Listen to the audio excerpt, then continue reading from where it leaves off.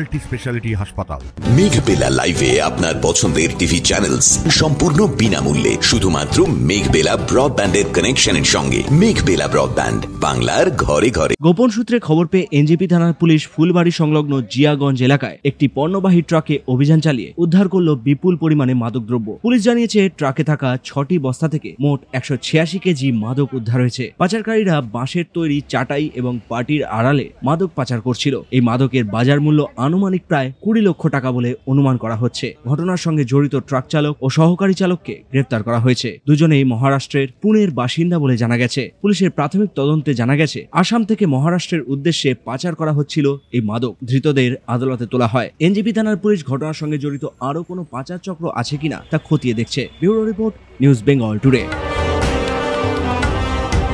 উত্তর 24 পরগনা ও তার আশপাশের এলাকার মানুষের সেবায় ক্যাথ ল্যাবের মতো অত্যাধুনিক সুবিধা নিয়ে পরিষেবায় ব্রতী সারদা মাল্টি স্পেশালিটি হাসপাতাল।